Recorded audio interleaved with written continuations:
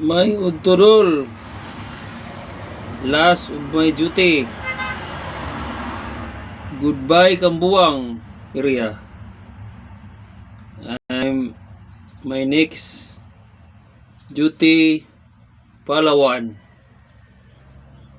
Goodbye Kambuang area, si Biko.